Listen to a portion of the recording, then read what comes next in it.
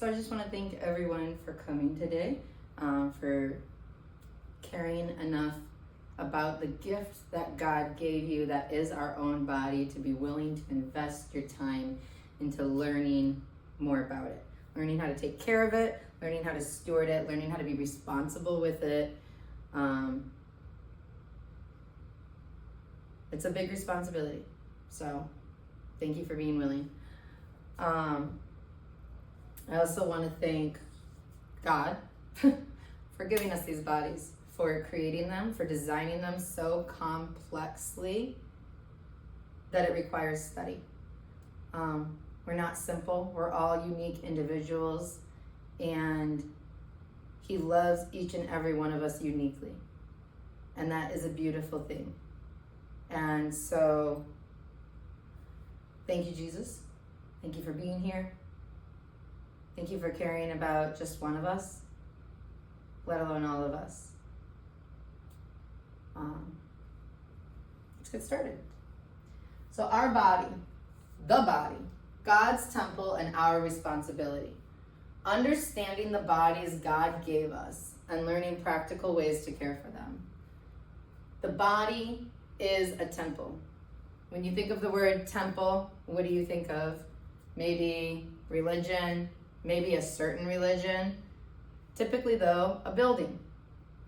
Buildings are created to be occupied. Buildings take a lot of work to construct. Buildings take planning to create.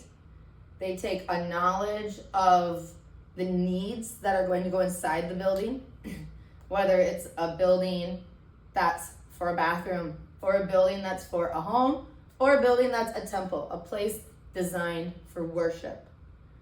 Our bodies are temples. They are buildings created in the image of God that were designed to carry His Spirit, and we were designed to live our lives as an act of worship to Him. So our bodies are designed to be cared for in a holy, respectful, loving way as a sign of our gratitude of that gift.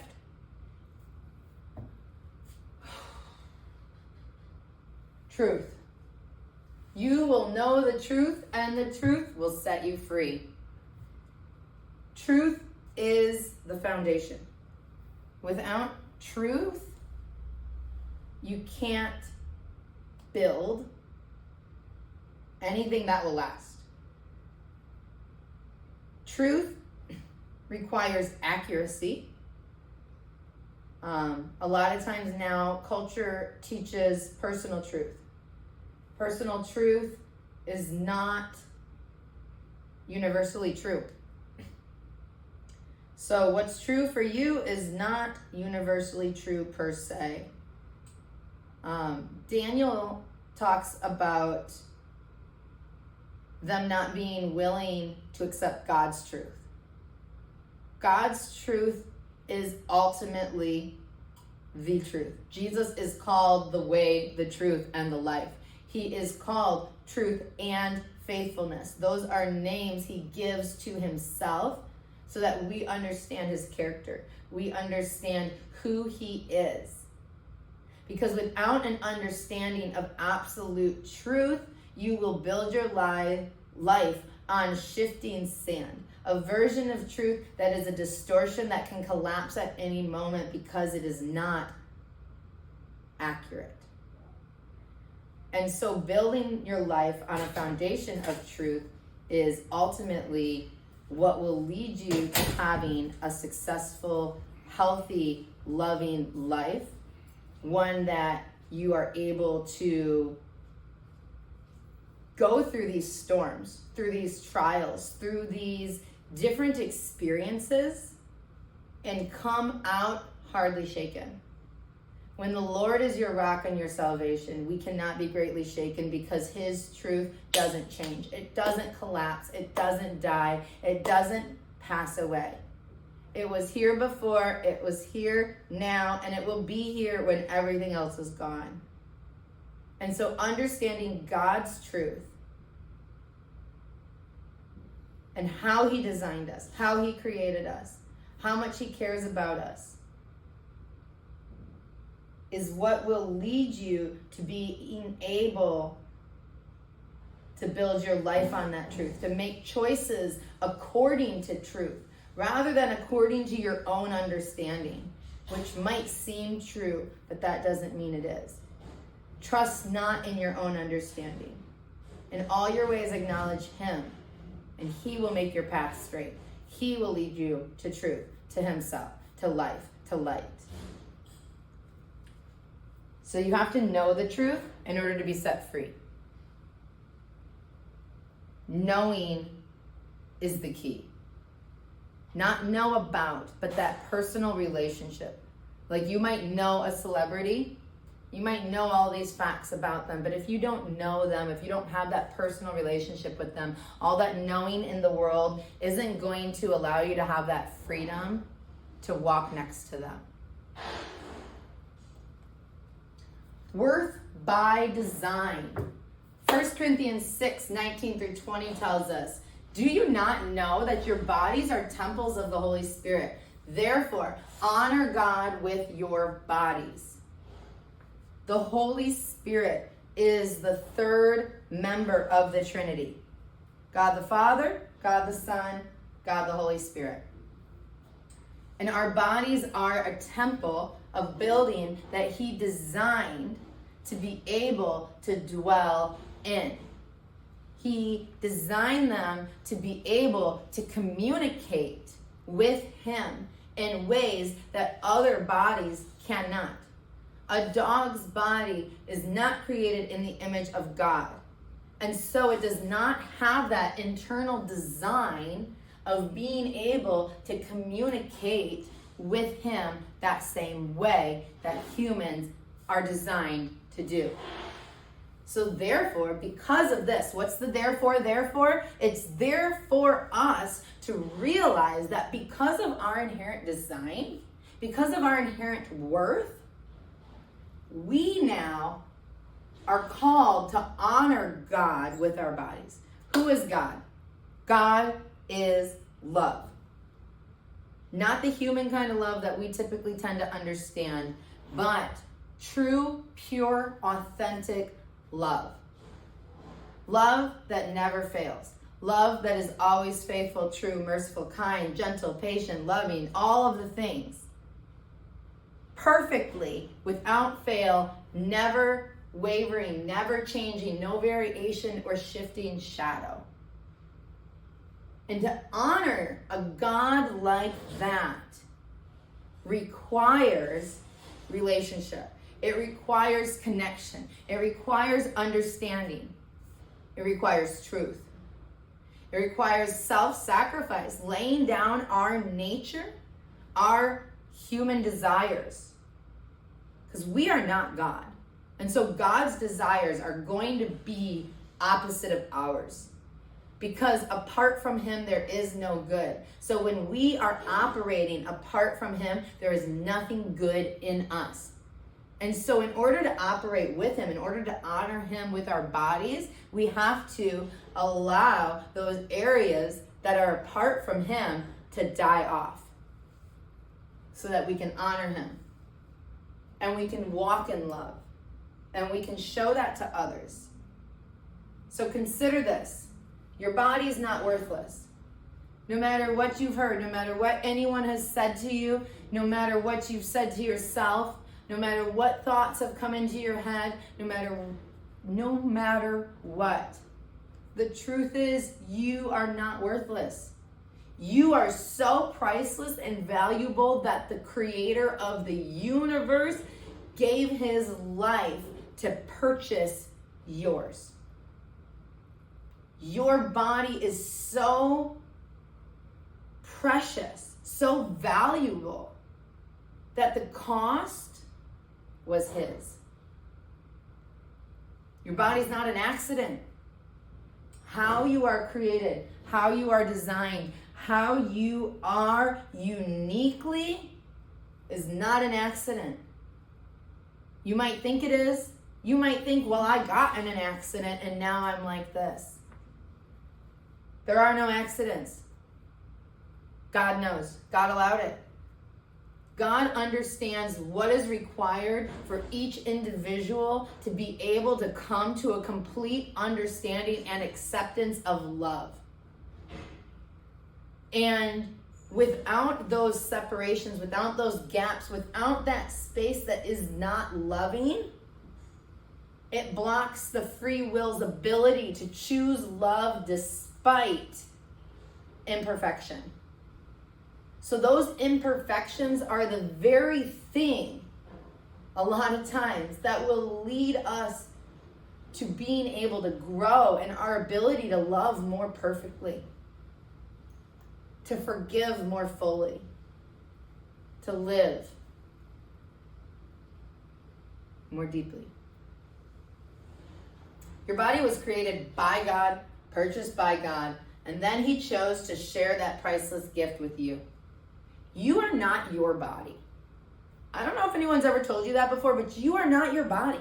Because when you die, you are going to be separated from your body. It is going to return to the dust, and you are going to go somewhere else. And where you go depends on what you choose. So this life, this body, this alive temple was a gift that was given to you to allow you time to choose where you want to go after this body dies. Do you want to go and be with the God of love, or do you not? That choice is yours, and your choice is revealed through your life, through the time that you have here, with this priceless gift of a human body made in His image, and how you choose to be responsible with it or to throw it away, to bury it or to invest it. Your body has value, worth, and purpose. Your body's purpose is to be a dwelling place for the Holy Spirit and to do good work. The good work we are called to do is to go into all the world and preach the gospel.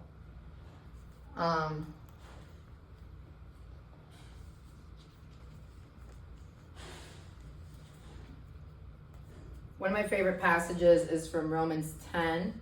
It's verse 13 through 15. For everyone who calls on the name of the Lord will be saved. But how can they call on Him to save them unless they believe in Him? And how can they believe in Him if they've never heard about Him? And how can they hear about Him unless someone tells them? And how will anyone go to tell them without being sent? We are on mission from heaven to spread the good news, to do that good work that has been prepared for us ahead of time. This requires us to understand the message, to have a personal relationship with the Prince of Peace, the God of love, the Spirit of wisdom. Because without that, we're going to give a distorted message. We're going to do work that was not prepared for us. We're going to go off mission.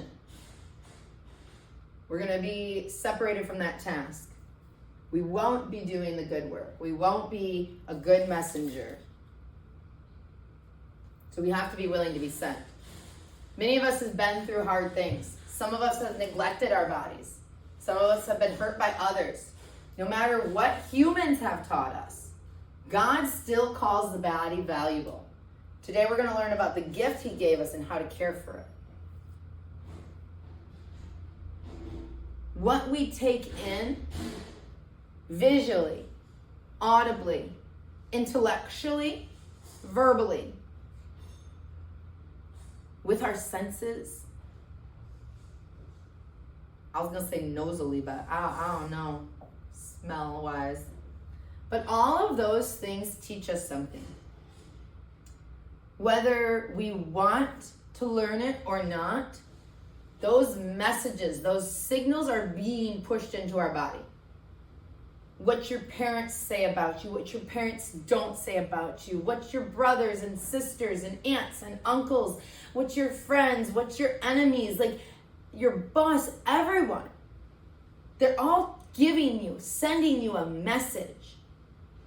And a lot of times it's the message that they've received about themselves, and they're just now sending that message out. Is that message that they're sending out the message of peace and goodwill towards men? The message of love and life and light? Or is it a message that you're not good enough? That you're not worthy? That you're not worth me controlling myself? That you don't have value? What is the message? No matter what the humans say, God's word is the truth.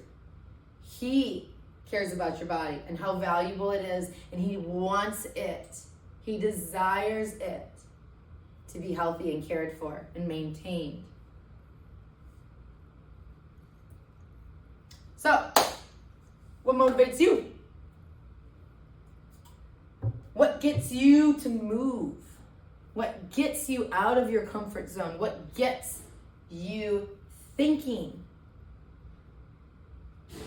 What gets you acting? What gets you to change? Are you willing to change? What motivates you? Fear? Shame? Performance? People? Love?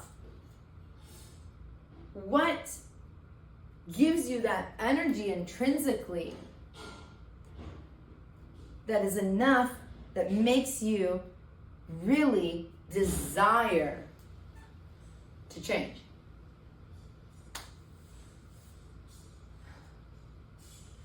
I've been motivated by all of these, and I'm learning how to be motivated by love.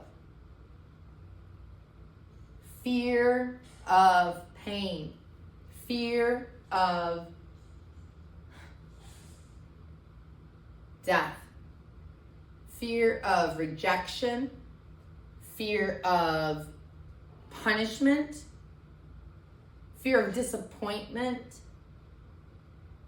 fear of imperfection, shame, not feeling good enough, criticized, torn down verbally, emotionally, mentally, physically.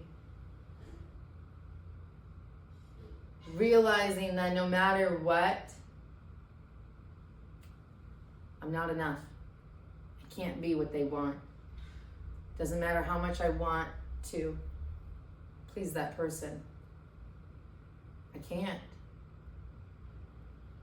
So I perform. I pretend. I mask. I cover it up. I give them what they want. Because what they want isn't the truth. What they want isn't love. What they want isn't me. And so I allowed people to motivate me. But those people didn't love me. They thought they did. And in their mind, that was true. But it was not accurate. Because compared to God, compared to love, what they felt was a distortion. It's not reality. It was a personal truth, not a universal one. And so caring for my body was my responsibility. I had to be motivated, not out of performance, not by any of those things, but out of love for myself because of Christ. I had to love myself enough to not allow others to trample on me. Because Jesus loved me that much. He loved me enough that he took that for me so that I didn't have to. And so if I'm taking something he already took, that's going to lead me to a dark place. So I need to care for myself out of love, not performance. It's not about being perfect. God knows I'm human. He knows I'm not perfect. So I don't have to be. I do it out of gratitude, gratitude that I don't have to be perfect. I do it out of love because I love him so much that I want to learn how to please love, which is loving.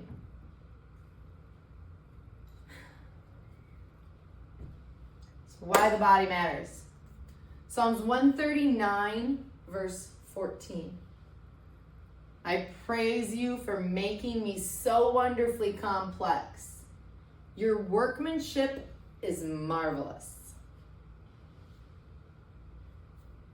That one took me a long time to accept. A long time to accept.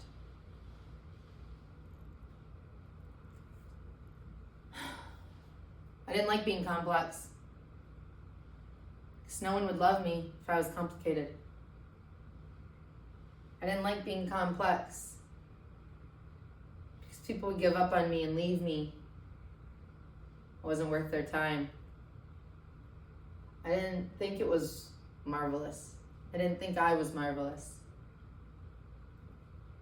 I was too complicated. I was too much.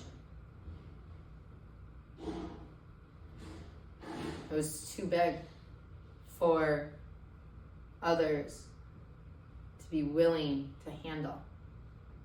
So I shrunk. I minimized. I got rid of my complexity. I simplified. I broke it all down. And in that process, I broke. Because I wasn't designed that way. I wasn't created that way. And what I became was not marvelous. So let's consider this. God intentionally designed the body on purpose, for a purpose. Every weakness, every strength, every perfection, every distortion has a purpose. Whether or not you understand what it is a different question. But his word makes it clear. There is a purpose, there is a design. Every bone, muscle, nerve, and organ serves a purpose. It's all connected. They pull and twist and push on each other in this complex, complicated design that is marvelous. Learning anatomy is learning about God's craftsmanship. It's about learning about him. You can see a beautiful painting and not know anything about the painter. But when you study that painting, you can learn about the painter, about the creative. And that's why when we study our own human anatomy, we are made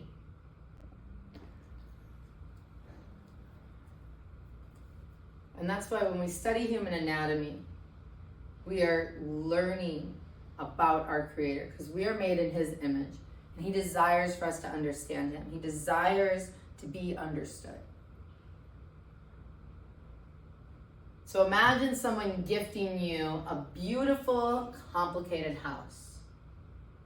You'd want to learn where's the plumbing, the wiring, about the foundation, and how they're all built.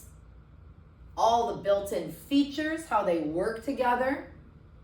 Then you can take care of it and enjoy it for as long as possible. If you understand how to take care of the swimming pool, you can keep it clean and enjoy the swimming pool. If you learn how to change the fuses, keep the electricity on, enjoy electricity. If you learn a little bit about where the plumbing is, if something gets backed up, you can trace it down, clean it out, and get it going again. If you learn where the light switches are, if you learn where the pool room is, all these things, all these complex things require maintenance. Otherwise, they won't be the design. They will break, they will wear out, they'll get dirty, they will become distorted. And so, learning about the design, learning how to care for it, maintain it, and steward it responsibly becomes very important. Because this home is not ours. This home is not ours. This home is not ours. Nothing belongs to us.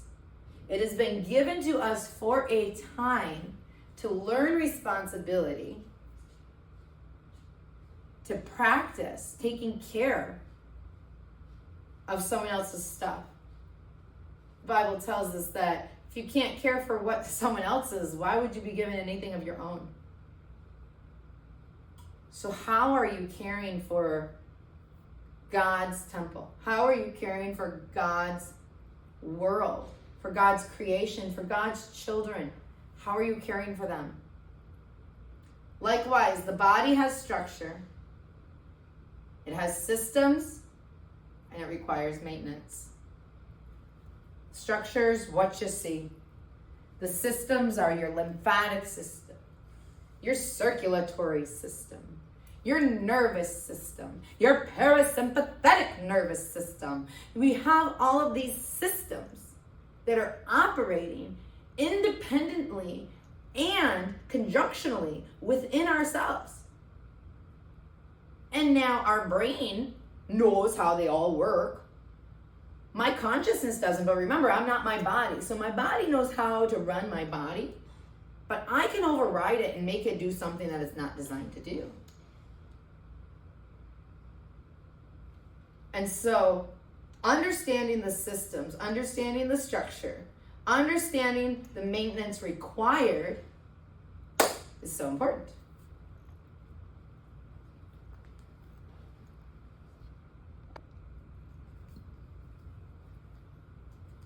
Stewardship before responsibility. Luke 16:10. Luke 16:10.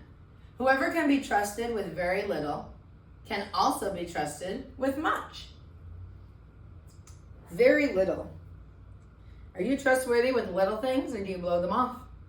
Oh, that doesn't matter. That's not that big of a deal. Don't worry about it. It's just a little thing. Jesus tells us if you can't be trusted with that little thing, he will not trust you with the big things. It starts little with your body. One form. Are you trusted with it? Do you take care of it? The principle applies. So consider, God has already placed our body under our care.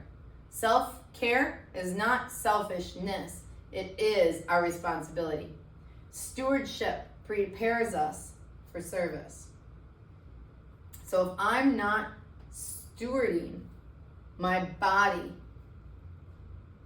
properly, if I'm not caring for it, if I'm not keeping it healthy, if I'm not feeding it things that help it grow and heal, if I'm not giving it liquids that hydrate it and lead it to life and sustain it and keep the systems working, if I'm not giving myself sleep, if I'm not allowing these healthy things in, if I'm not experiencing them, it's not going to be prepared for the service that I was created to do.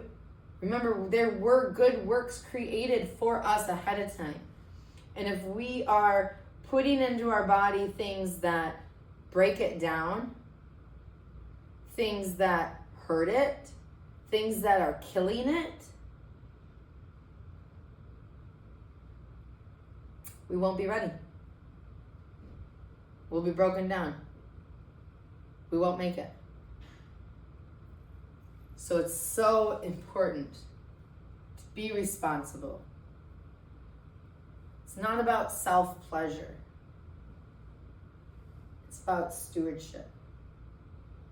It's about pleasing God with our bodies, not pleasing ourselves, but pleasing Him. So no matter what we do, whether we're eating or drinking, we do it all for His glory because we're trying to please Him and honor Him. So here's some questions. How can I fully care for others if I never learn to care for myself? I have a son. One of the biggest things that causes mental and emotional strain with me is I can see my lack. And I'm like, how am I supposed to teach him to overcome this obstacle when I haven't overcome it yet? I never wanted kids. I believed I was too selfish to be a good parent. I believed that my parents were primo ballerina parents and that I could never do better than them. And yet, even with the prime of the crop, I still was left feeling unloved. And so if the best of the best couldn't help me feel loved, how was I supposed to ever take care of a child? Because I wasn't anywhere near as good as them. I was so selfish. And so I knew I couldn't do it. But God knew I needed a child to learn and grow. So he gave me one. And now, with that responsibilities, I have to self-sacrifice. I have to not only lay down my own desires and put to death my selfish nature, but I have to push myself to grow in areas and ways that I didn't think I could, that I couldn't, because apart from Christ, I can't. It's impossible. But through Christ, all things are possible because he is love. And so I've had to start putting myself to death, because allowing my son to experience the horrors that I went through is not acceptable in my book. And I will do whatever it takes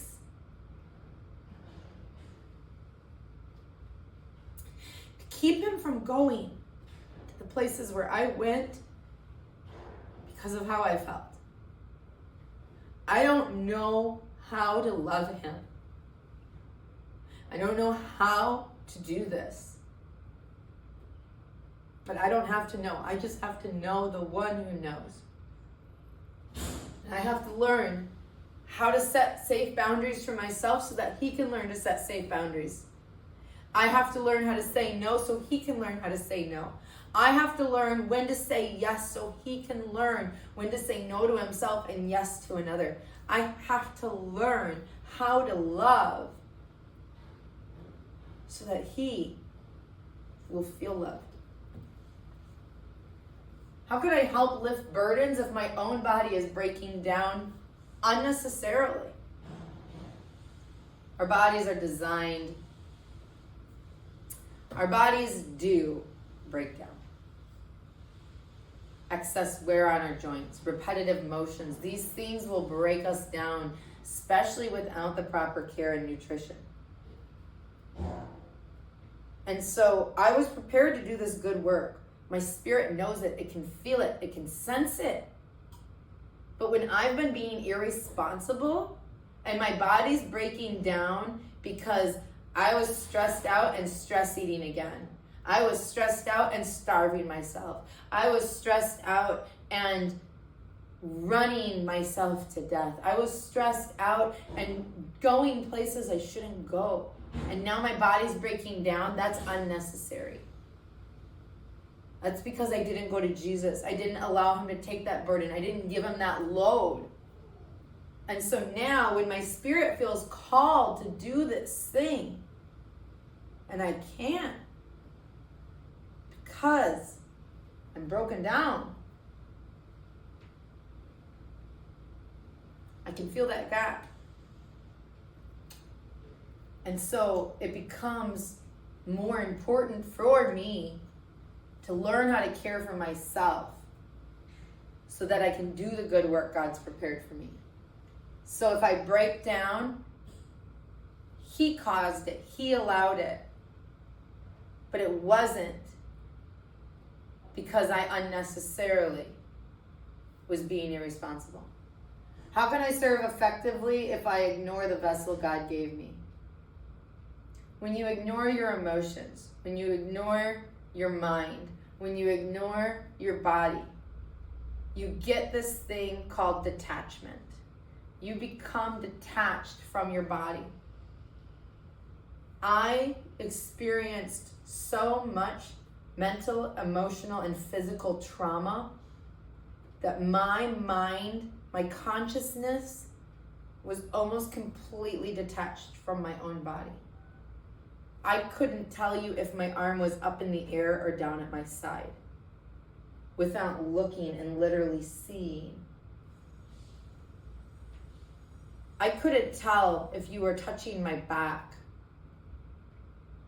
because I was so disassociated from all the pain. I was so detached from my own body. It took years of therapy, practice, exercise, mental, emotional, and physical, to even begin to feel safe in my own body again. Because my body had learned that I was not safe. Because remember, I'm not my body.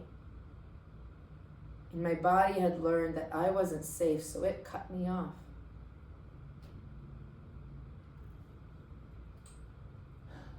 And if I'm ignoring that, I can't teach anyone else how to connect if I'm disconnected. Anatomy as God's design.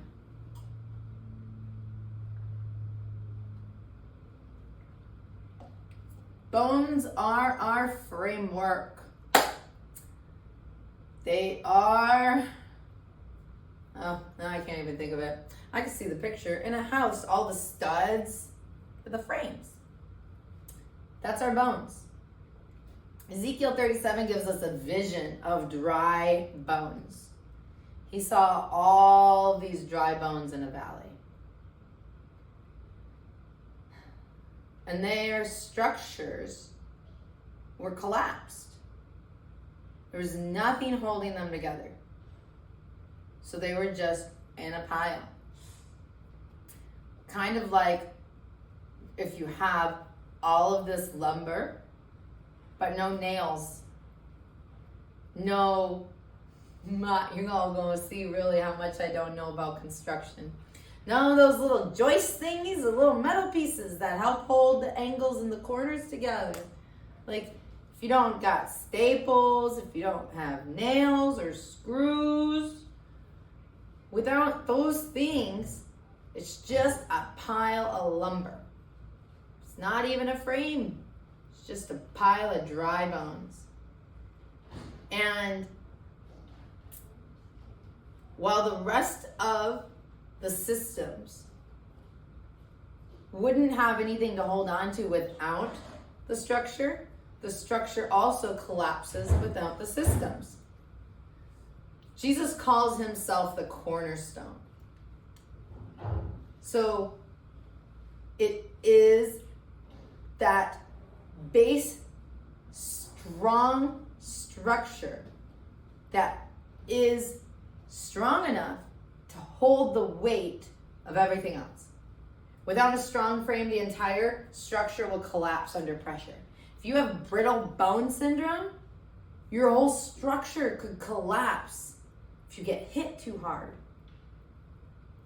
So firm foundation, firm structure, definitely needed. Muscles, the movers. Muscles create movement. And God designed our muscles to work together. Muscles connect to our bones. Just like, well, I don't even know. I was trying to think of what moves in a house. Like a hinge on a door. I don't know.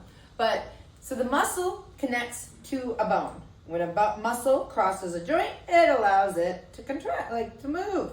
So like there's a muscle that connects like this way. So we have two bones in our arm, and it allows your arm to twist over this way. You can see it coming down here, and it attaches here. so that when the muscle contracts, it pulls it this way.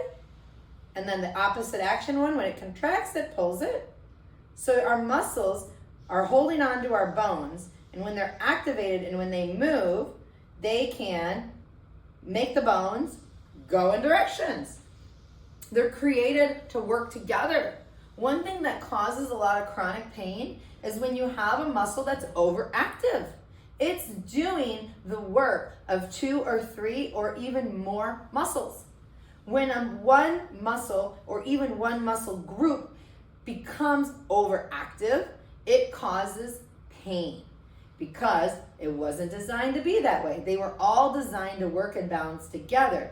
But improper posture, injuries, I think those are the biggest things that typically lead to pain. Because without that, you're going to be activating the wrong muscles. So if I'm walking hunched over, all of these muscles are overactive and all of these are underactive. And so when I stand up and get in good posture, it allows that balance and for the front and back muscles to work together to give me that balance. We could do the activity. I guess I don't know, we can do the activity. I don't know. Do you want to feel your muscles? Guess you can feel your muscles. So like rounded shoulders, that's fairly common. So we'll do the shoulder one. Rounded shoulders comes from over tight muscles in the front, pulling too hard on these bones. And so they're pulling so hard, your shoulders are rounded. Now, all of these, so think of muscles as rubber bands. All of these rubber bands are way stretched out because these are pulling so tight that they're stretching out the back rubber bands. This will cause pain in your back, your neck, your shoulders. And so if you watch to activate, so you want your shoulder dropped and rolled back. But you can pull your shoulder back and that's just gonna stretch that rubber band. But what you really wanna do is get that muscle to release. So if you put your hand or fingers, so like if this is the hollow of your shoulder, if you put your fingers kind of like this, move your shoulder forward and backwards. Up and down a little bit. Do you feel those muscles in there working? So if you take a deep breath and kind of put a little pressure on that muscle you felt moving when you moved your shoulder back, you should be able to get it to relax and release a little bit. Now, if you have chronic tension there, it might not be as responsive as if your body is trained to work with you. Trained responsiveness. Muscles have memory. That's why it's called muscle memory. You literally get it into your muscle memory so that your consciousness can turn off and your body's muscle memory can take over because it's been trained to respond that way. So we want to train our muscles to respond in a healthy way. But if you don't know what's healthy, how are you supposed to teach it to respond in a healthy way? And that's why it becomes so important to understand good posture and what is healthy. And we'll get there. So the spiritual parallel, muscles grow through use. So if you're constantly hunched over and typing at a computer, those muscles are going to grow because that's what you're using. Similarly, our character grows through use. Are you exercising the muscle of patience?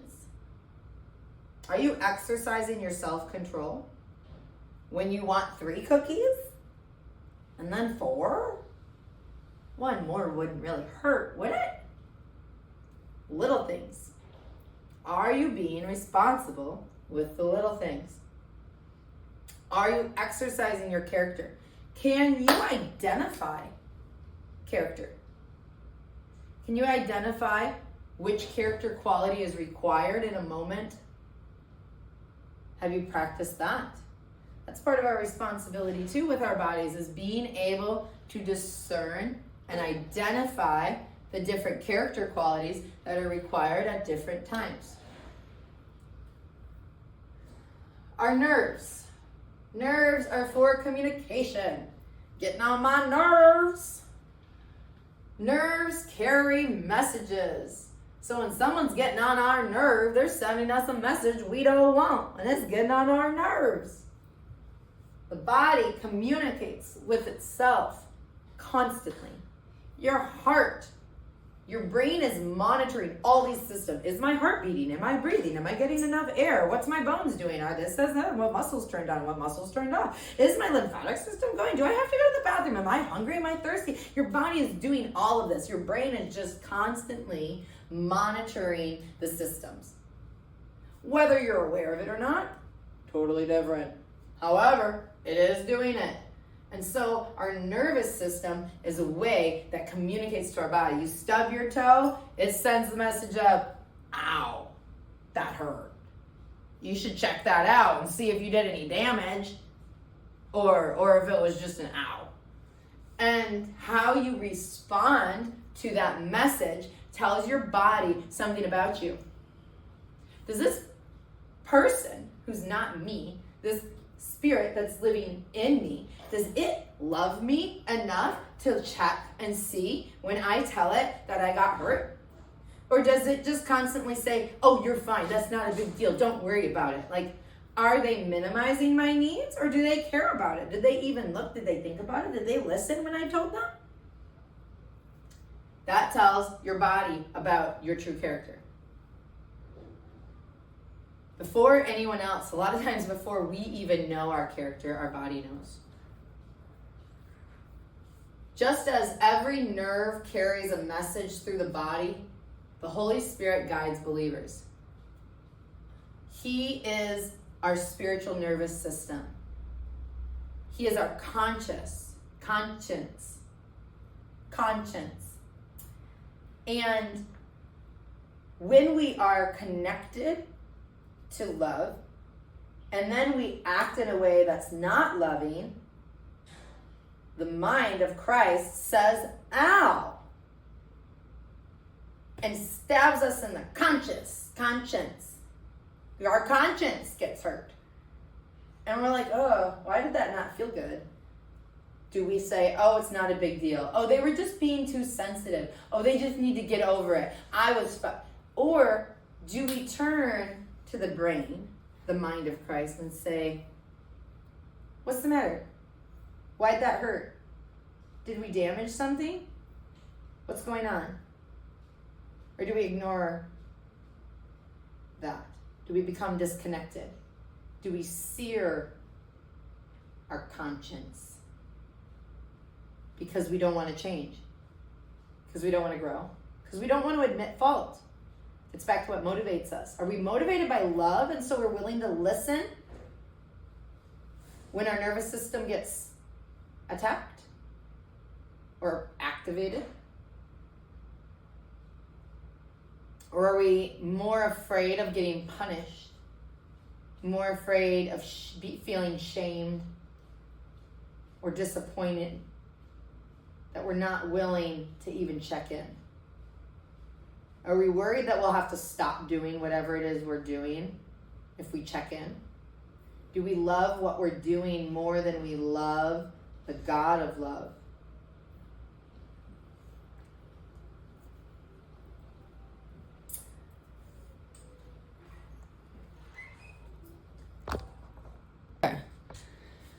So motion is lotion is a big concept that has to deal with pain.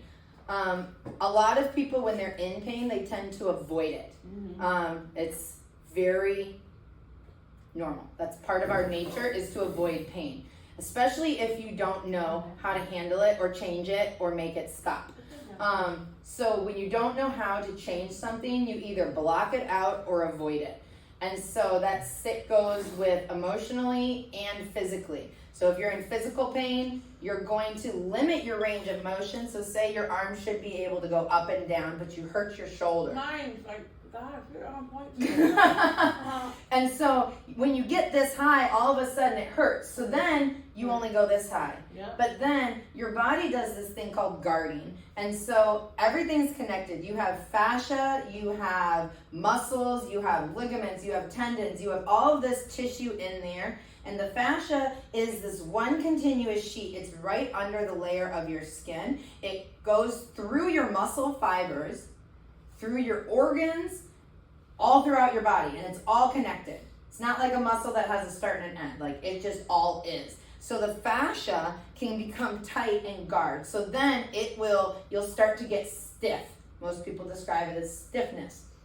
Stiffness typically grows from a pain point. There's a trigger point in there that your body doesn't want you to feel. It doesn't want to feel triggered, so it guards. So then you only go this high. But then that starts going down. Now you only go this high. And so if you don't know how to safely get that range of motion back, you'll either damage yourself further, because that's what started to begin with, was some kind of damage.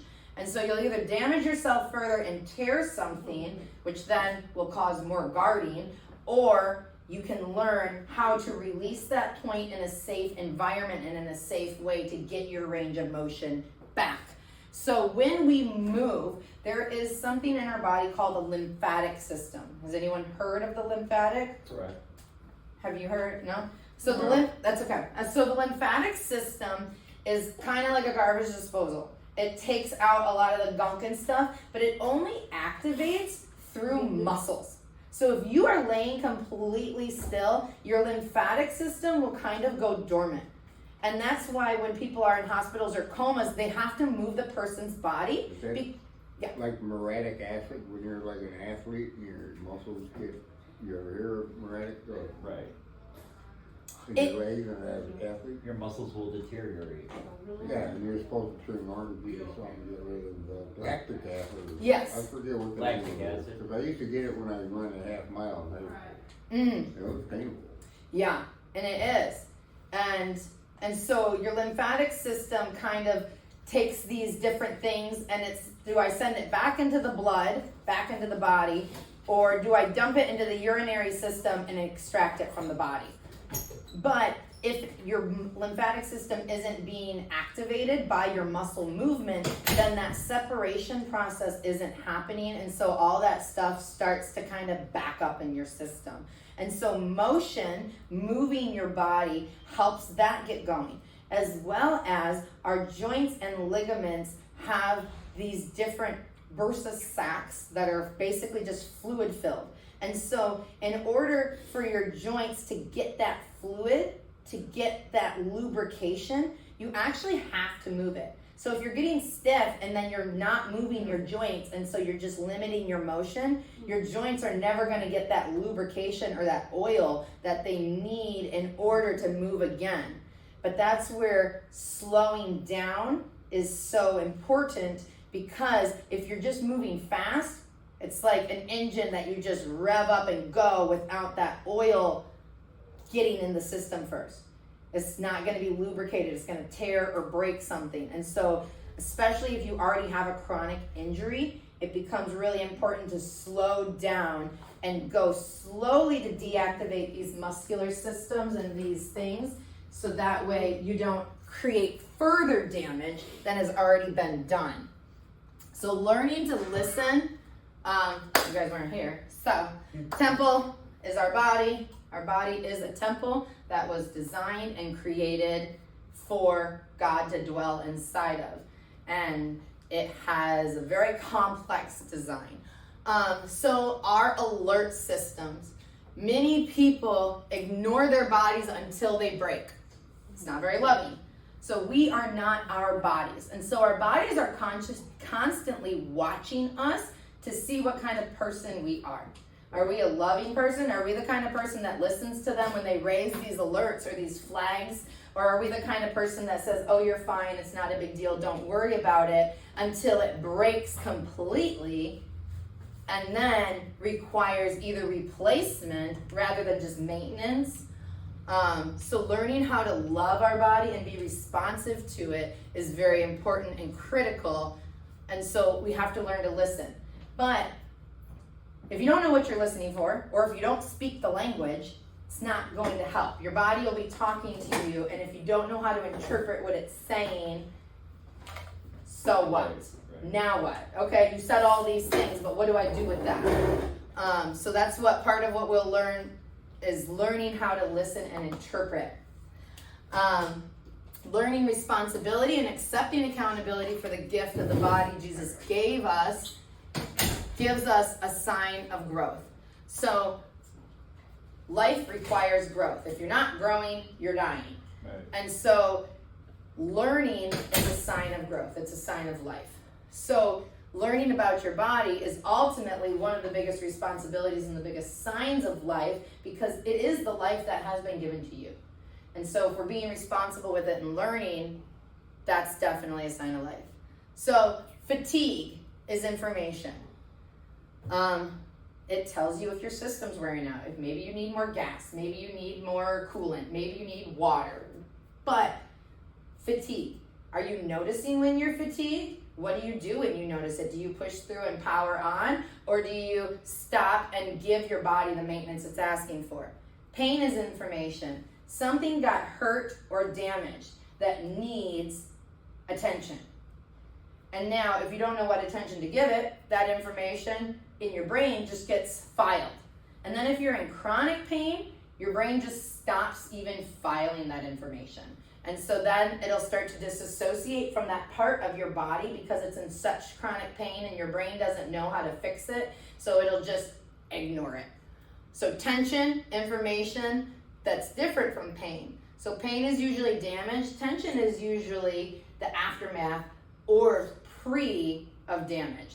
So it'll stop you from doing something because it's afraid you're going to get hurt. So that's where if someone has sustained an injury in the past and then healed from it, your body has muscle memory.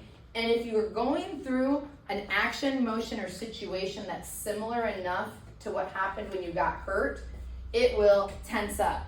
It'll be afraid you're going to get hurt again, and so it'll try to stop you from doing that thing.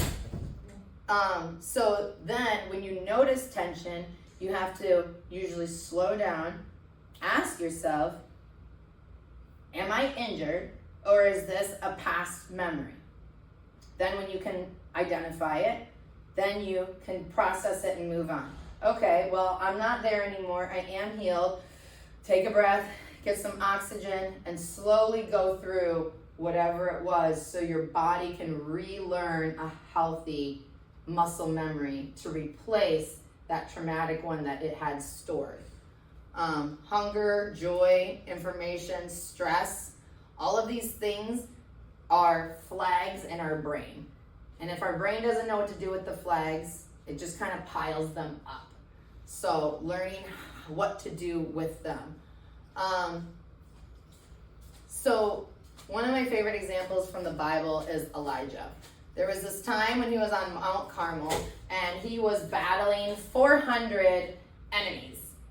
And after he won, he was exhausted and overwhelmed and he got threatened and he ran away. And I've noticed that for me especially, when I go through something big, it doesn't matter if I won or lost, I'm just exhausted. My body's exhausted, my mind, emotions, so then the tiniest little thing can trigger me. And I'm like, whoa! So that's part of being human. Yep. And when Elijah got there, God didn't yell at him. Elijah wanted to die. He was like, just end it all now. Right. And God didn't do that. He provided rest, food, and water. And he actually did it twice.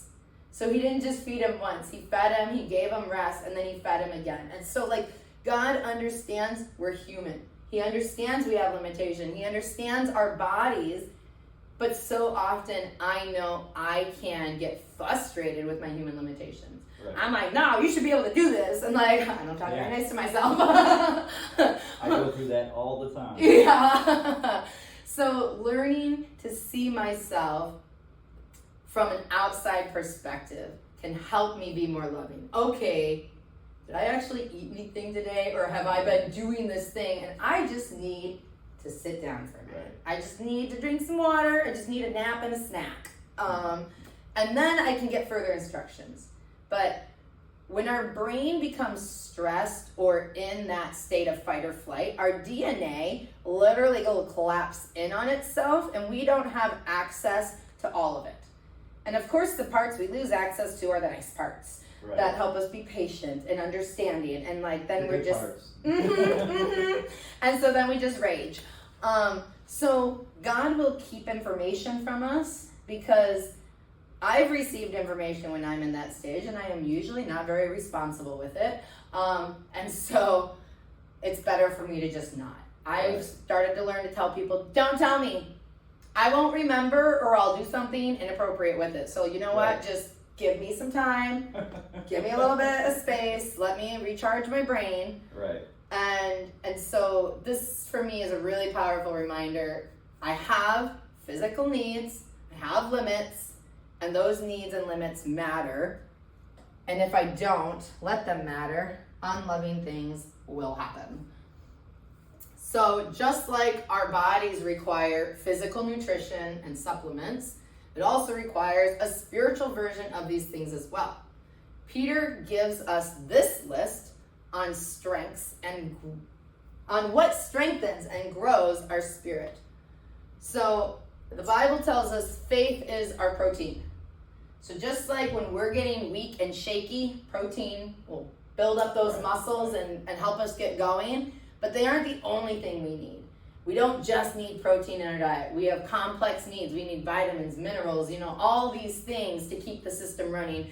And just like that, our spirit needs complex nutrition to keep it balanced so that we care enough to care for ourselves or others. So the spiritual supplements to our protein: moral excellence, knowledge, self-control, patience, endurance, godliness, brotherly affection, and love for everyone. So he says one thing leads to another, and then it's a cycle of depth. Just like math, you can learn math if you learn how to add. But that doesn't mean you know everything about math. So there is so much depth to math that just because you learned a piece of it. So it's the same thing with patience and self-control. You can learn how to be patient in this situation, but can you be patient over here? Do you have that depth of knowledge and understanding?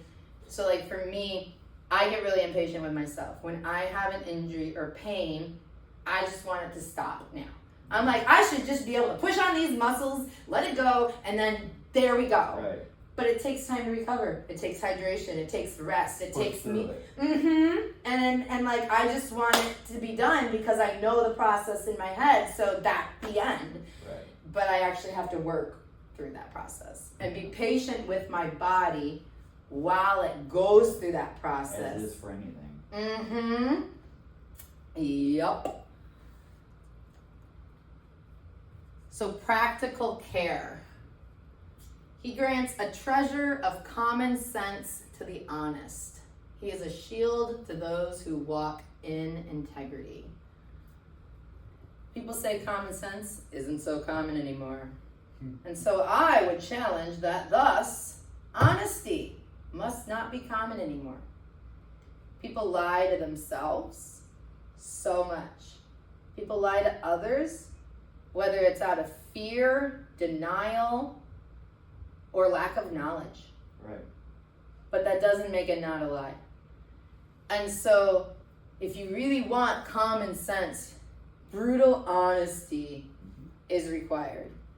And that total transparency is so necessary. You have to uncover that wound if you want the wound to heal. You can't just leave it full of debris and never clean it out. You have to actually open it up, take out the pebbles, clean it up, alcohol, whatever. But then if we are walking in integrity, he's going to shield us from the worst of it. So let's consider these simple habits. Water. I struggle with that one. I just get go, go, go, go, go. Right. And then I tell myself, oh, I feel a little dehydrated. And what do? I'll get some water later. And I just keep going. And I'm like, oh, Catherine, you did it again. And I'm like, I don't. Oh, did she get locked out? Okay, thanks. I'm trying to see where they went. Oh, I don't know. They took off. They did. I think they disappeared back out that way, actually. So what do we do when Oh, she's just explaining some things about The body. Yeah, it's more Anatomy and wonder. informational, and then we were gonna try a little application after the information. But that's where I know I receive information better with food, so. Right. Hydration, food, nutrition, there it is. I'm like, oh, did I put food on the list? Yes, ma'am. Although I did forget the cheese egg. I bought a big bag It's very too. good. I returned the small bag and picked out the big bag. I was so mad I forgot that at the front. Can't remember It's everything. alright, you can't remember. I know. But, oh, you're well, of course, my pleasure. Thanks for hanging out for a little bit. Yeah, we're grateful just that you brought it in. I'm grateful to have someone to talk at. I'm grateful for listening. So that's where I definitely struggle to respond in a loving, caring way for myself when it's asking for water. There was so long where I would just go without. I was very unresponsive, super unresponsive. So growing that new muscle of responsiveness to my own physical needs is part of my big life lesson right now. Sleep, the body repairs itself during sleep. There is, now I'm gonna blank on the name. There is a nerve in the back of our neck.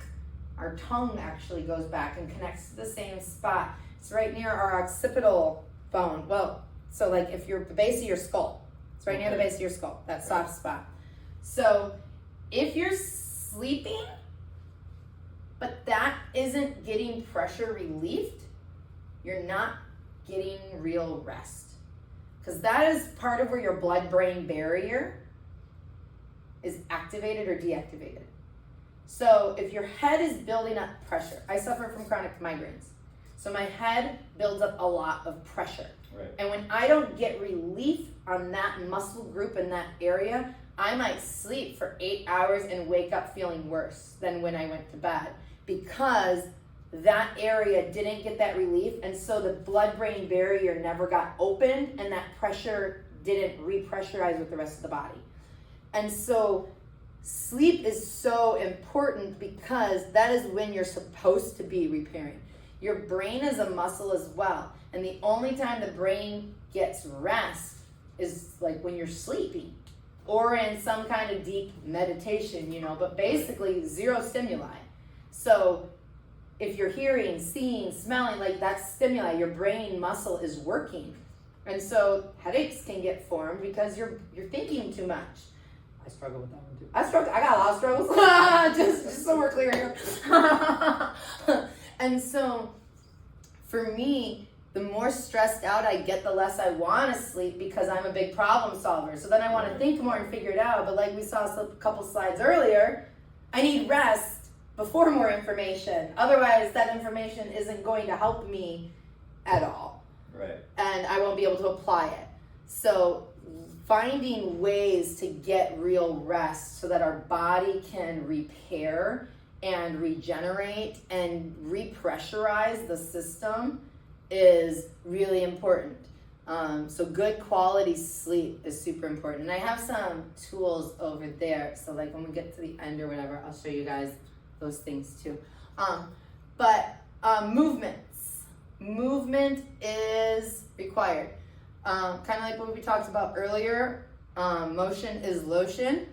I know a lady, she is in chronic pain. She hurt around her SI joint, which if you think about your hips like this way, your SI joint is that kind of pivot point right centered in the top of your hips. Kind of like if you've ever seen the back dimples.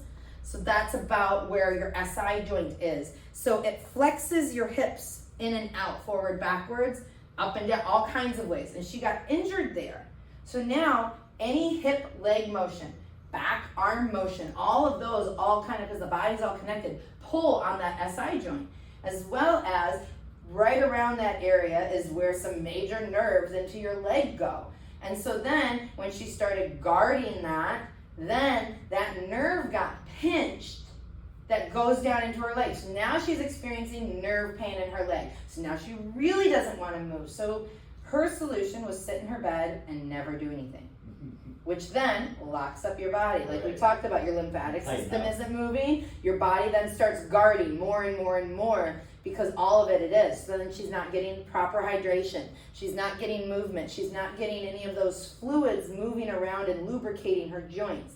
So when our fascia gets dehydrated, if you think about it as like webbing, and it goes in between all of our muscles. When it gets dehydrated, instead of being a gel, it turns almost solid.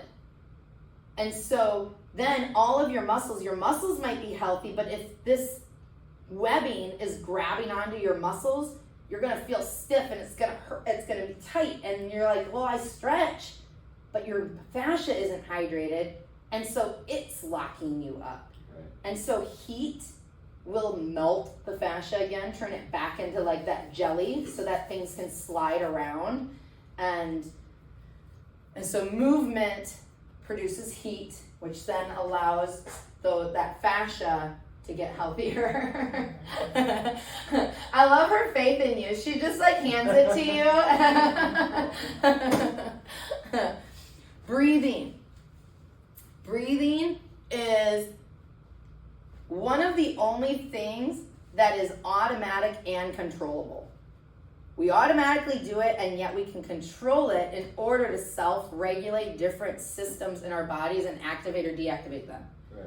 By breathing certain ways, we can literally change our nervous system.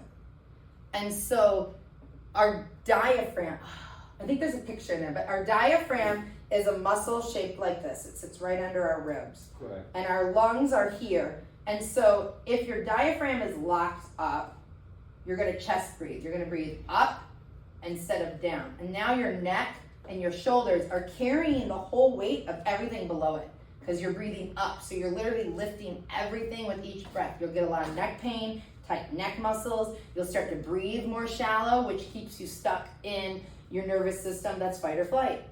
And so learning, that's one of the ones I think we're going to do later, I think I have it on it, is learning how to release your diaphragm so that it loosens and you can flex it and it's flexible to go down and breathe down instead of up. Right. And that will help regulate the body more, and just being aware of what direction we should be breathing and how to breathe can really go a long way, because every breath we take in pulls in oxygen, and and it oxygenates our blood.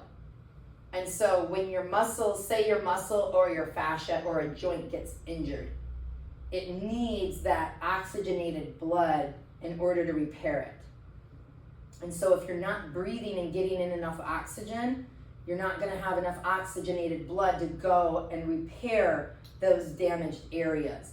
So breathing is really important for recovery and repair. And so learning how to breathe is important.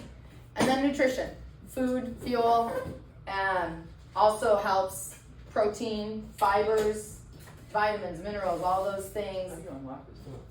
No, you don't lock a little bit. All those things are what will help. Because if you're unbalanced, if you're always drinking water but never sleeping, if you're always sleeping but not moving, if you're breathing really well but you're not eating. So our body requires balance. It has a lot of needs.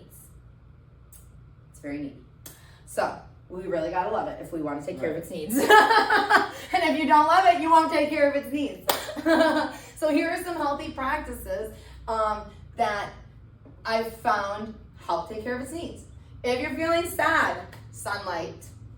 Sunlight, our eyes are designed to take in light.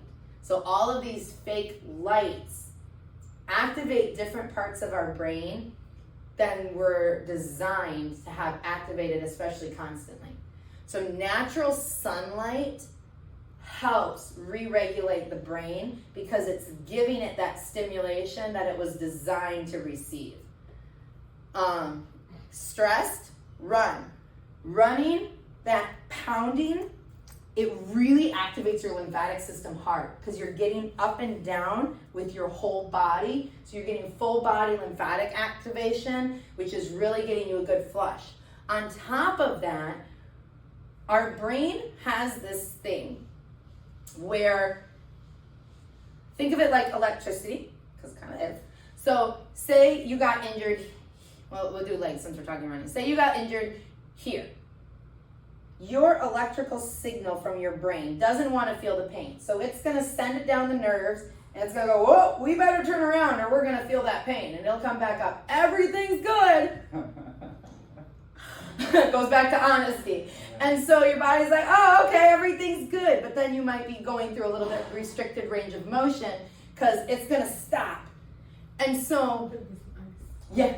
And so our body, to stop it from doing that, so even if it got repaired, your body's been trained, that muscle memory, to stop there and then come back up. Right. And so tapping interrupts that process. And it confuses your brain, and then it's like, what's going on? And then it does a full check. And it'll go past that spot.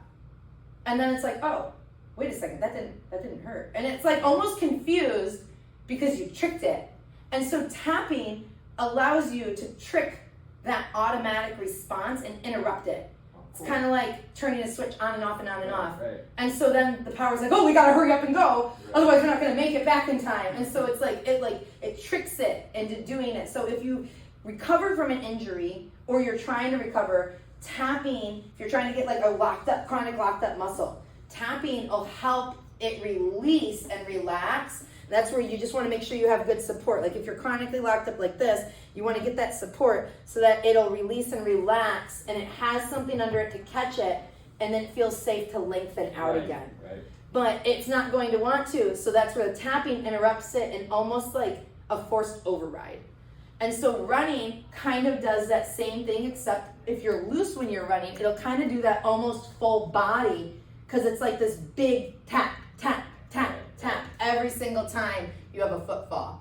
So that's why it helps with stress, because when you're feeling stress, you're getting that tap, tap, tap in your brain, and it helps relieve that stress. And then you're getting all the benefits of running, the exercise, the motion, the endorphins that come just from being active. So that's where that one really helps a lot. Confidence, exercise, feeling bad about yourself. Well, sometimes exercise makes me feel better. Sometimes I'm like, wow, I really need to exercise more. I'm not very confident in that, but it has the potential. Anxiety, nerves, walking, same thing with walking, but it's calming. Right. So it's still getting that tap, but it's like that longer, slower, more It's a relaxed. relaxing moment. Yes. So it helps bring things down and slow it down. Then when you talk to God on top of that and give him all your worries and anxieties, he just take them away from you. And then you're like, wow, I feel better. Lonely, family. So it doesn't have to be physical family. It can be spiritual family, emotional family, whatever. But like people who care about you. Might do like some massage. We're not doing massages. It's an informational seminar with application at the end. That's cool. Thanks. It's informational. I was gonna say I'll have to give you a cookie or something afterwards. Talking to me, I don't got no cookies. I'm sorry, but Those are the banana things. yeah, there are tacos over there. Yeah. The banana blueberry muffin. Did you like it? Yeah. I love. That's why I like making them to take places, because then I can eat them. Right? So ADHD, lack of focus, protein.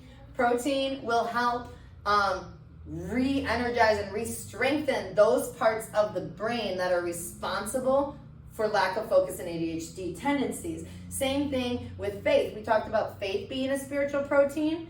A lot of times ADHD comes from lack of faith. You don't know what's going on. You don't have faith that what God said is going to happen. And so you're thinking, and you can't stop because you're not sure, and maybe this and maybe that. And so you're lacking that faith protein to help calm your mind down. Low energy, water really helps with that. Boredom, explore. Instead of going into a mind-numbing activity that disassociates you from that part of your brain that's asking for exercise and growth, Go out and explore. Exercise that part. Give it what it's asking for. Go pick up a rock and see what world is living underneath it. Like, I don't know, like, do something. But, like, my son, anytime he says he's bored, I'm like, oh, perfect. I will give you something to go figure out and learn. Right. And then always Jesus. So Jesus is the sun who gives us joy, because it's the opposite of sadness. The rhythm who brings us peace. The strength who shares his courage. The presence that calms our nerves. The father and friend who always loves us. Thank you. All right, have a good day. The daily bread that restores our focus, the living water who renews our strength, and the creative God who inspires our minds. So he is everything, he created everything, and he wants us to learn how to do it all. So, hands-on participation. So I think this is my next slide, or it's in there. I don't remember if I have the mind map on the slides, but so mind map a muscle. This is a technique that I learned in school, and then I gave it a name, because I don't think he had a name for it. If he did, I forgot. So now it's got a new name, but it's the same technique. So mind mapping is when you've had chronic pain or chronic anything. Your brain will say this part of the map is not safe to go to. And so we just are gonna not go there anymore. So it kind of rips that part of the map out, and it just like, we don't need to look at it. And so it can do this with our emotions, because our muscles hold memory. So if you had a really emotional experience that caused a physical injury, especially, then it can remember that emotion. So if that area gets touched, it can disassociate from that area because of emotional, or like I was in this really emotional thing and I didn't get hurt, but like it's brain is so fascinating. So mind mapping is where we teach the mind to re-look at those parts of the map. So the way that we do this is, do you guys want to do the bicep, the diaphragm, or a whole different muscle? Let's do bicep. Bicep? Okay, so rest your elbow on something so it has some support. Then poke an area of your bicep. Now, your job is to twitch or activate only where your finger is. Can you find exactly that muscle fiber you're touching? Yeah. Okay, so once you can find it, you're just hold it, flex it for 6 seconds and hold that. And then let it go as fully as you can. And that's where the support is required so it can stretch out, because it won't stretch out and release unless it has that support, especially if it's a chronic locked up muscle. And then you have to do it again, but at 50% the strength. So if your mind associated this much flexing, then we're only going to do this much the next time. And then you hold for 6 seconds and you relax it. So it's finding that neural connection. This part of my brain turns on this part of my body. So we're mind mapping. We're finding the map to this part. And then you do it again, 50% less strength. So when I learned it, they were doing it for the QL muscle. So the QL muscle attaches to your hip and then your bottom ribs. And so that day, mine was locked up. I had done something to my back, and my back was locked up, and I couldn't get it to let go, and it hurt so bad. Right. So he came up behind me, and he poked that muscle. And he's like, flex your QL. I was like, I don't know how to do that. Like, what are you talking about? You're asking me to, like, do this thing. And he goes, figure it out. And so I sat there in the classroom with everyone staring at me, trying to figure out how to turn on that muscle. And because it had been hurt for so long, it took a while to find how to turn that on. But once I learned how to turn it on, then I could learn how to turn it off. And so if you have a muscle that's been turned on for so long and it's causing a lot of pain because it's just pulling on that bone, it's just pulling, and you're never getting any relief from that pull. Right. It doesn't know how to let go. It's constantly Flex. It is. It's constantly flexed. It's shortened. And so because it's short, it's pulling on the bone. And you can make it, but you're not actually making it let go. You're just stretching the tendons, actually. You're not even getting that muscle to release. And so that's where finding that point, like, okay, what's causing my back to be like, oh, it's this spot here. Okay, then finding it. Can I turn it on? How do I flex it? How do I do it? And then once you can turn it on, you can turn it off. And then you do it again, because you're strengthening that neural pathway, because your brain had kind of cut it off. It didn't want to talk to it because it hurt too much. So we're just going to cut it out. So now we got to reattach that neural pathway so that your brain feels safe talking to that area of your body again. Right. And so deep breathing is really important for that, because that muscle's been injured for so long, so it needs that oxygenated blood. So learning to take really deep breaths and like just go really slow and give it that good new muscle memory. Support is super important, because if it's been pulling for that long, it's going to be tender. So it might let go, but then it's going to feel that twinge and instantly want to lock back up. So if it's holding any weight, so like my back, the QL helps me go like this, you know? So if I'm using it, it's going to want to lock back up again, because it's like, ow, that hurts, because it's been hurting for so long. It's just sensitive. Like if you keep picking a scab, it's just going to be sensitive until it gets that healing. Until it heals. Right. So going slow with it, laying down, getting the proper support. So if it's a hip muscle, getting hip support. If it's a back muscle, getting back support. If it's a neck muscle, giving it neck support, giving it time to actually stay relaxed and relearn it's okay to be long. It's okay to be released. It's okay to be open. You don't have to stay closed and guarded. Unstressed. Yes, it's okay to let go. But unless you give it that time, unless you're patient with yourself, it's not going to believe you. So really finding that time to go slow And pay attention. and just either be okay with however long it takes, or tell yourself, talking to yourself is super important, because remember, you're not yourself. You're not your body. You are just living in it. So talking to yourself, giving yourself healthy boundaries. We're going to do this for 5 minutes. We don't have to get it all done. Pace it out. Right. It doesn't have to be perfect. The whole muscle doesn't have to be released. We don't need the pain to be completely gone. But we're going to practice this for 5 minutes. And we're just going to go as slow as it takes for 5 minutes. And so that way your body feels safe, because if it's been hurting for a long time, your brain has learned this is never going to end. And now she's going to make me do this again, and it's never going to end. So why would I listen to her? It's never going to end.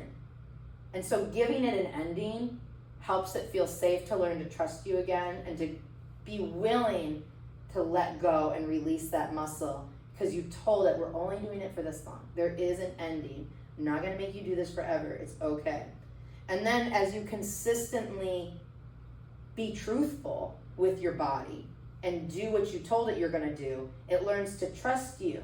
So when I first started this therapy with my own body, I was so disconnected from my body, I literally couldn't tell my arm was in midair. And he was like, drop your arm. I'm like, it is dropped. Because I said, drop your arm. And he's like, no, it's not. And I was like, whoa. Like, I was so disconnected.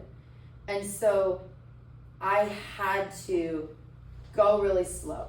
I had to practice all of these things over and over. And it's like, it requires so much patience because of how disconnected I was. But, so that's mind mapping. So I've had to mind map almost my entire body, because I had received so much physical and emotional damage to my body that I was just completely detached. There was very few areas that weren't. And so I've had to mind map most of my body. I'm still working through parts of my body because it takes time. It's overwhelming. It's painful. Right. And so getting it to release that pain little by little, piece by piece, is a process that we're working through. So practicing relaxation, that's where, if If you're chronically tense, you're just holding those muscles, you're bracing for impact, you've learned that this is gonna hurt. Whether it's talking to people, going to work, going to bed. Going to bed hurt so much for me for so long until I found supports that I could take into my bed that would actually help my muscles release while I slept. That way that my body was recovering rather than just sleeping locked up and just getting more tension, more pain. And so practicing relaxation becomes very important. So it seems counterintuitive, but that tightening, kind of like we did with our bicep, where we tightened it first on purpose. That way we could let it go.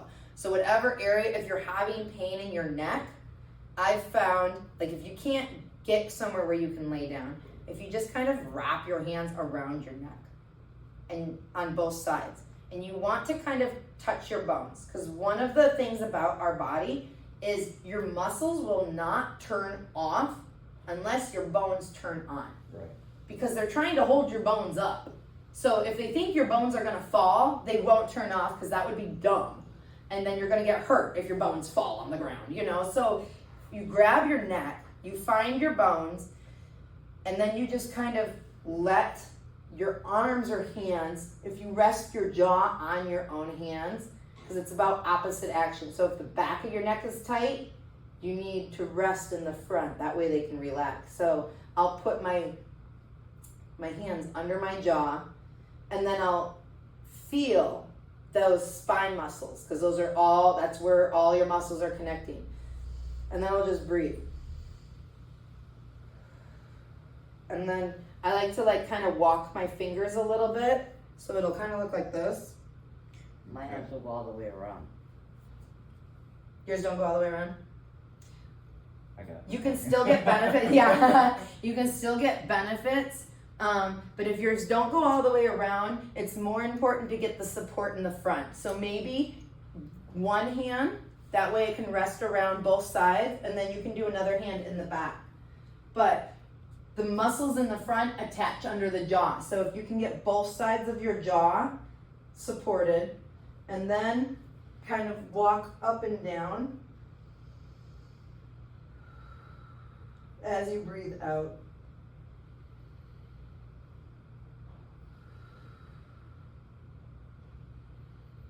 And then I just kind of walk it back and forth, up and down. And then you allow your jaw to sink into your hand. So you're saying, hey, you can let go, because look, my hand is going to catch you. You're not going to just fall. Your jaw's not going to fall, because those muscles are afraid of getting hurt and pulled on. Right. So you give it that support. That way they feel safe to release and let go. For this exercise, I like a sand pillow a lot. So I make these. I can make you guys some too. Really? Cool. So this is a sand pillow. So sand is one of my favorite therapy tools because it's malleable yet firm. So it gives you the resistance you need while being able to change and adapt as your muscles relax. Because when you're first tense, you're like, a lot of people, they can't even get their head down. Like, their muscles are just so tight. But as the muscles learn to relax, so when you're doing a laying down one, you want your knees bent. If possible, I like support under the knees, because that'll release on your low back. And your neck is connected to your low back. So that's where even a lot of times, if I can't get my knees up, one of these things here too, which they need homes as well, can go under your low back. These are microwavable, so they can do heat. But that will, so this pivot point, like right where your waist is, that's one of the main pivot points of your spine. So you want that to kind of be right under that point, so it's interrupting those muscles. So you get on the pillow, and you're going to kind of move the sand around so that it's supporting the back of your neck. Then you're going to breathe and imagine breathing down. Because like I said, a lot of times those muscles are clenched up. So you're wanting to breathe down. And then sometimes I'll even put my hand on my forehead and give it a little extra weight. So it feels, hey, this is safe. You don't have to pull up. You can push down. You can relax down. Like the bed is not going to fall. The sand's not going to fall. And then as you start to relax, you'll notice a point, oh, now it's almost a little uncomfortable here. And so then you'll want to move the pillow around. Oh, that's better, that's support. And then you relax again. You breathe down into those spine muscles so as your spine connects with the sand, these muscles are able to slowly relax and lengthen. And then as you need to, you can reshape the pillow. I also like these pillows. A lot of people struggle from having their shoulders up. They're tense, they're guarded. Right. And you can tell your shoulders to drop, but that doesn't mean they're going to. So what helps your shoulders drop? I've had to learn, I have to wear them out. I'm like, they are too strong, so I have to weaken them up a little bit. So the way I weaken them is I put the sand pillow on. I'm like, how long can you hold this up? Right. And so then that weight is enough to remind my brain, oh yeah, we're trying to drop. And then it's like, oh yeah, we're trying to drop. Oh yeah, we're trying to drop. And so then I'll sit usually up against something with a low back support.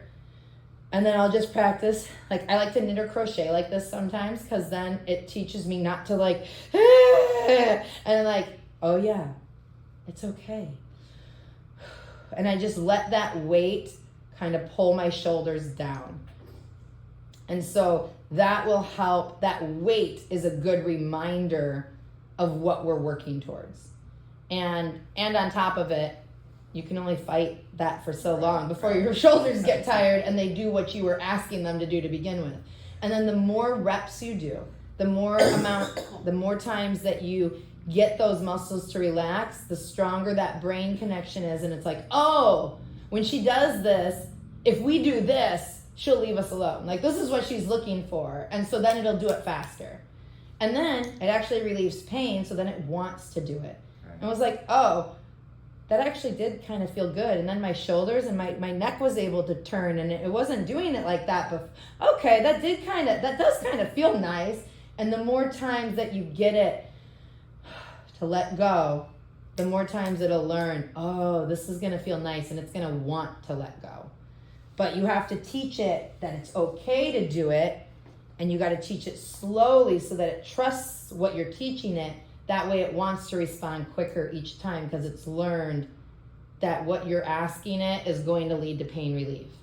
So if you're asking it to turn on this muscle that's been hurting, you're not it's going to lead to pain relief. Because remember the last time they asked me to do that, and then remember it stopped hurting.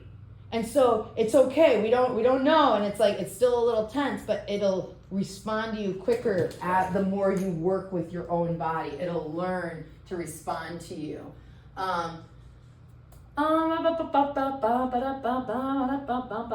So this is kind of just a little thing. Some people don't even know if they're chest breathers or if they're breathing up or down. So this is one way for you to tell if you're breathing up or down. I also like it hand on the neck. If you just kind of rest your hand on your neck and take a big breath. Do you feel under your hand move? Yeah. Then you're breathing up. Because your neck should not move when you breathe. So if it does, you're breathing up instead of down. So that means if you're breathing up, you're lifting all that fascia that's connected to everything below you. All that weight is pulling on your neck, which will cause neck pain. So the more you breathe up, the more neck pain you'll get. Is that like belly breathing? Mm-hmm. Okay. Yeah. And that's where we'll do the diaphragm release to potentially, I don't know how to do this. Oh yeah, okay, we got that. So I planned on doing the diaphragm, showing you guys how to do that diaphragm release, because the same thing, if your diaphragm is tight, you literally won't be able to breathe down because it's locked. So if you can't get it to unlock, you're going to be fighting it and battling it, and it's just going to hurt yourself. And so learning how to get it to unlock, finding it in your mind map, will be really important for getting yourself to feel safe breathing down, because it doesn't want to breathe down if it's going to hurt. And so learning how to release it so that it feels safe to breathe down will help it feel safe to not breathe into your neck and cause all that neck pain and tension. Right. So basically what we're practicing is awareness, being aware of what's going on, paying attention. You're worth it. You're worth paying attention to. It doesn't matter what anyone has taught you, doesn't matter what you've taught yourself, you're worth it. So learning to pay attention. Little things to practice noticing jaw pain. If you put your hands on your jaw and you clench it, is it already clenched? Is it already tight? Or is it relaxed and loose? Does it drop into your hands? Or does it not do anything?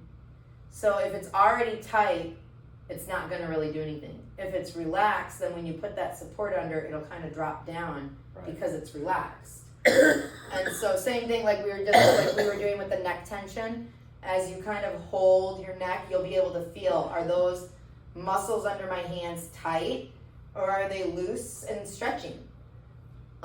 Same thing like I demonstrated with the shoulder tension. So practicing asking, what is my body trying to tell me today? Your body does this thing where it'll tell you about the worst pain.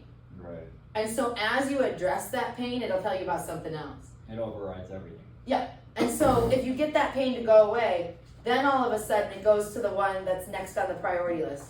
And then the one that's next on the priority list. So it can feel like, almost like, oh man, aren't you ever feeling better? But like, if you look at what you're working on, you'll see, oh, it hasn't told me about this thing in 3 days. Right. So that must actually, what I'm doing is working because it hasn't retold me this hurts. Me. Right. It's talking about things, but it's not talking about that same thing. So that's one way you can tell if what you're doing is working or not. So that leads us to this, signs of growth and progress. Decreased time to return to baseline. So if you typically live at a level 5 pain, pretend, and you go do an activity and it spikes you up to an 8, how many days, how many hours, how many minutes does it take to get you back down to whatever your normal baseline is? Whether it's a 0 or a 5, whatever.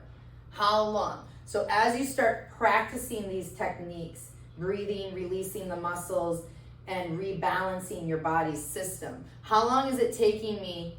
It's not about does my body ever hurt or not. It's about how quickly is it responding to the techniques and coming back down to baseline. So like when you're riding a bike and you first learn to ride a bike, you might tip over, you might wobble.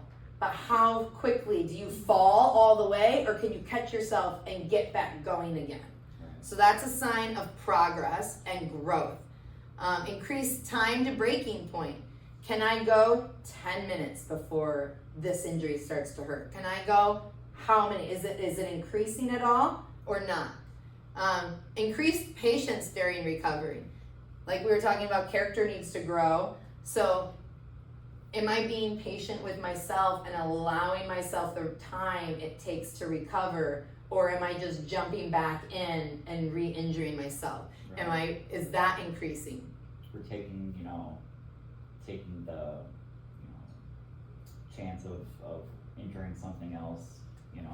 I've had a ton of shoulder surgeries, so I know, like, when I was trying to keep this from re-injuring, I would overcompensate with my left. So Right, yeah. Correct. I know all about that. Increased compassion with yourself. I struggle with that one. I'm like, man, girl, you should be able to do that. Like, that's not very compassionate, because if I could do it, obviously I would. So obviously I can't. So don't tell me that. Like, it's not very compassionate of you, woman. Increased understanding of the process. That helps me have compassion and be patient when I understand muscles take this long to recover. Tendons take this long to recover. Fascia takes this long to recover. When I have that understanding, it helps me be willing to go through that process and be patient and compassionate. Increased enjoyment during activity. Do I foresee that activity as going to cause pain, or am I now able to say, hey, I can go climb on the monkey bars and hang upside down on the rope, And it's gonna hurt a little bit tomorrow because I like use my body, but like I enjoy it because I know that I can return to baseline like that. And so it's not that it's not going to hurt, because my muscles are strong, so they're going to pull really hard on my bones. And my nervous system is highly sensitive, so it will feel it. But it's not about if I will feel, it's about am I able to return to that baseline after I experience that feeling. And so I will enjoy climbing and doing those things because I know I've spent that time going slow and retraining my body to be responsive so that I can get back to baseline quickly. So now I can go do the things in life that I enjoy and not worry about being in pain for 2 weeks. Right. Desire to share experience with others. Oh, desire to try again. So the brain learns through positive reinforcement and negative reinforcement. So if you're telling yourself, we're going to do this thing, it should help you feel better. If it does, your brain will flag that. Oh, that was a good experience. Right. And so when you have a good experience, what do you want to do? You want to share it with other people. So whether it's a birthday party, whether it's a good drink, whether it's an awesome meal, or getting relief from your pain. You want to share that with other people, and then you want to try it again. Oh, so when I poked on this muscle and got that to release and it felt better, will it work over here too? Like if I try that over here, is it gonna do that here? And so then through that repetition, you start getting those positive reinforcements, and then it starts growing that desire to do it again. Right. Because that's what your body wants. It wants to feel better. And so when you get that little bit here and that little bit there, it's going to build up and it's going to become more responsive. Which will then increase your patience with other people because you understand what it's like to be in a lot of pain. You understand how long it takes to get out of pain. You understand how difficult it is to be patient with yourself when you're in pain. So then you have that patience for others. And it's hard to as well. It's hard to, once that pain, overcomes or overwhelms everything. Closes that DNA, you literally it's impossible. Yeah. And so when you know that they literally can't, you don't expect them to. Because that would be illogical for you to expect them to do something when you know they literally can't do it. Right. And so it helps you have patience. And then maybe you're like, well, when I was in this, when I had a snack and a nap, that helped me be able to get some DNA open up, and then I could, try this new thing and so as these things grow, you're able to understand other people and then wait until they're able to respond. If they're in a place where they cannot respond, Uncomfortable about it. Right. If they're past capacity, don't have that expectation of them because that's not loving. So if I don't stop performing, I don't leave room for him to perform miracles. So when you're trying to just perform and do and do and do, one of the miracles Jesus gives us is rest. And like we were talking, rest allows that space for recovery. Right. But when we're trying to just perform and do these things, we're not leaving that space for the miracle of rest to take place in our body. And so performance, being motivated by performance, whether we're performing for ourselves or for other people, can hinder our growth and hinder our healing because it's hindering our rest. So taking that space, practicing surrendering performance, and just practicing that rest, taking the time it needs, is really important.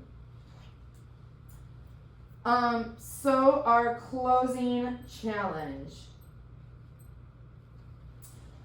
Romans 12:1 tells us to present our bodies as a living sacrifice that is holy and acceptable to God.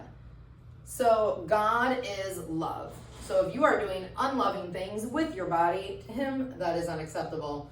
So he desires us to do loving things with our body, whether it's taking care of our own or helping someone else learn how to take care of those. That is a way that we can present our bodies, sacrificing our need for performance, our survivalistic nature, all of those natural instincts that humans have built into us. we can sacrifice those and accept the gifts of love, the gift of healing, the gift of rest, and teach that understanding, practice that patience, and do those loving things that are acceptable to God. Many people believe serving God begins with great acts of ministry. But stewardship often begins with what God has already placed in our hands. Today, that includes our own bodies. Learning how God designed us, caring for our health, getting rest, drinking water, moving our muscles, and paying attention to what our body needs can all be acts of stewardship and worship. The goal is not perfection. The goal is faithfulness with the gift God has entrusted to us. And so Jesus tells us in Luke, if you're faithful with a little thing, you will be faithful with a large one. If you're dishonest in little things, you won't be honest with great responsibilities. What if somebody says they're the Messiah and they're a preacher? Then they are a false prophet. And the Bible tells us that very clearly. And it says that when he comes back the second time, you won't have to wonder, because everyone in the whole world will know, because it is a day of great darkness. And so if someone says he's the Messiah or he's out in the desert, don't believe them. No, there's a girl over there that says she's the Messiah. She's a Messiah and she's a preacher. Yeah. Well, she's preaching a false gospel. Well, what I told her was, you're cuckoo. Now, while that is truthful, is it loving to say it that way? Maybe it is, maybe it isn't. But you did, and you were right, because that is cuckoo to believe. I am very blunt. Yeah, I know. Things It's one come of the out of things my I mouth like. and I think later, oh shit, was I supposed to say that? I do that all the time, and that's where I'm like, Jesus, I ask you to control my mouth. So if you let it say that thing, I guess it's what needed to be said then. But maybe we won't say it again. That's another thing I've learned, is just because it worked once doesn't mean it'll work a second time. Because every situation is unique. I have no And filter. is what? I have no filter. I'm trying, but I have no filter.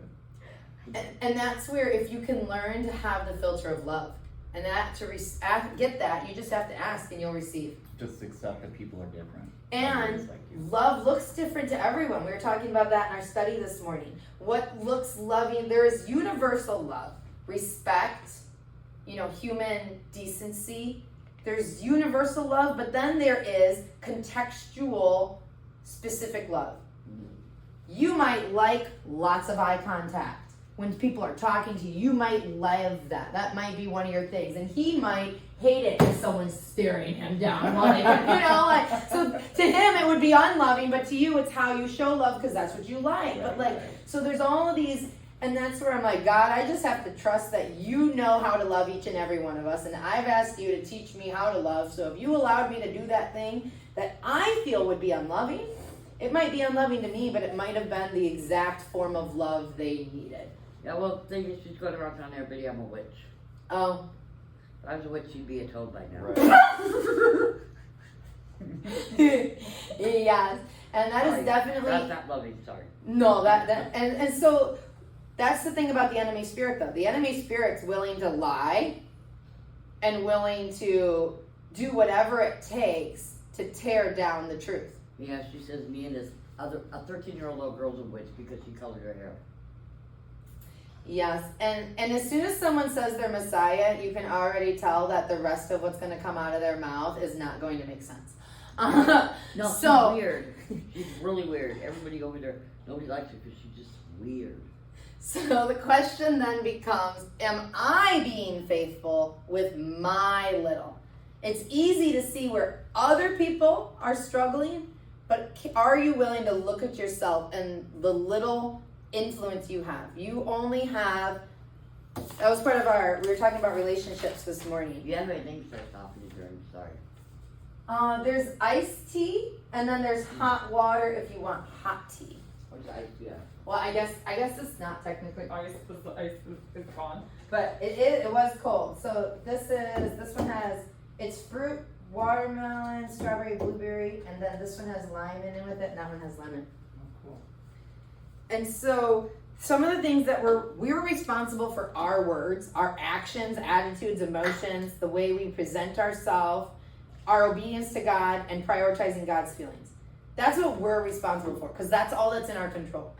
So that's not very much. That's only a little bit in the grand scheme of everything going on in the world.